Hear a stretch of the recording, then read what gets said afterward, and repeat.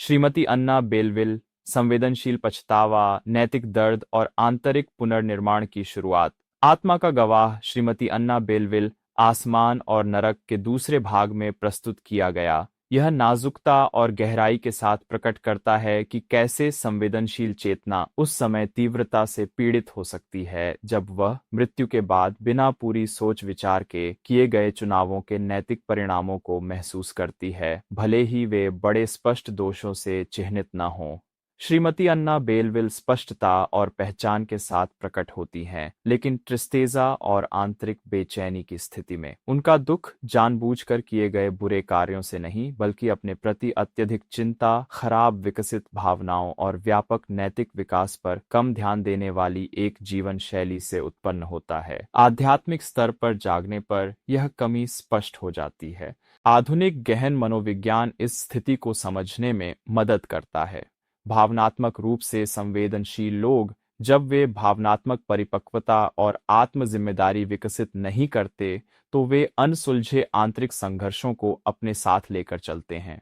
जब भौतिक जीवन की वे डिस्ट्रैक्शंस तय समाप्त होती हैं, तो चेतना इन भावनात्मक बकाया मुद्दों के साथ सीधे संपर्क में आती है, जिससे ऐसा दुख उत्पन्न होता है जो विकास और परिवर्तन की मांग करता है।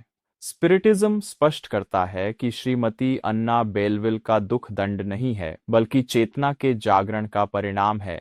वह महसूस करती है कि वह अधिक भावनात्मक संतुलन, दूसरों के प्रति अधिक ध्यान और स्थायी मूल्यों के प्रति अधिक प्रतिबद्धता के साथ जी सकती थी।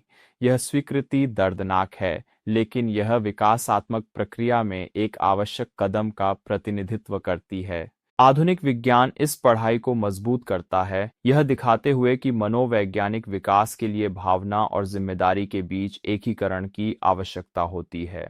समझी नहीं गई और परिपक्व नहीं हुई भावनाएं आंतरिक अनुभव पर हावी होने की प्रवृत्ति रखती हैं। आध्यात्मिक स्तर पर जहां चेतना का विस्तार होता है, ये भावनाएं सचेत पुनर्गठन की मांग करती हैं। गवाही का एक और महत्वपूर्ण बिंदु ईमानदार पछतावे की उपस्थिति है, भले ही वह कमजोर हो। श्रीमती अन्ना बेलविल वास्तविक दुख महसूस करती हैं कि उन्होंने नैतिक विकास के अवसरों का बेहतर उपयोग नहीं किया। यह पछतावा जब विचार और परिवर्तन की इच्छा के साथ होता है, तो यह परिवर्तनकारी शक्ति बन जाता है। इस चरण में दुख की शैक्षिक भूमिका होती है। ओ स्पिरिटिज्म सिखाता है कि यह स्थिति स्थायी नहीं है। जैसे जैसे चेतना अतीत को स्वीकार करना सीखती है बिना उसके लिए कैद हुए, और अपनी भावनाओं को सुधार और सीखने की दिशा में निर्देशित करती है, दुख धीरे धीरे समाप्त हो जाता है। आध्यात्मिक जीवन निरंतर नए शुरुआत के रास्ते प्रदान करता है, प्रत्येक आत्मा के आंतरिक प्रयास के अनुसार। यह गवाही हमें जीवन में भावनात्मक परिपक्वता के महत्व पर विचार करने के लिए भी आमंत्रित करती है।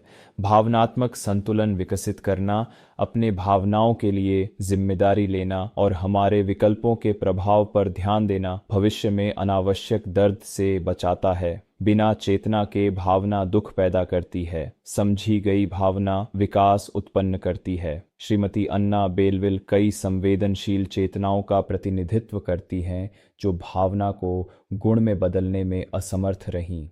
उनका अनुभव हमें याद दिलाता है कि बहुत महसूस करना अच्छा जीने के समान नहीं है। आध्यात्मिक विकास उच्च भावनाओं की मांग करता है, लेकिन साथ ही दिशा, विचार और नैतिक जिम्मेदारी भी। इस गवाही पर विचार करना आत्म करुणा और अपनी परिवर्तन के प्रति प्रतिबद्धता का एक निमंत्रण है। अब भावनात्मक रूप से बढ़ना अपनी चेतना के भविष्य के प्रति देखभाल का एक कार्य है। यदि इस कहानी ने आपको संवेदनशीलता, पछतावे और भावनात्मक परिपक्वता पर विचार करने में मदद की है, तो लाइक करें, साझा करें और अपनी टिप्पणी छोड़ें। आपकी भागीदारी इस संदेश को और अधिक लोगों तक पहुंचाने में मदद करती है।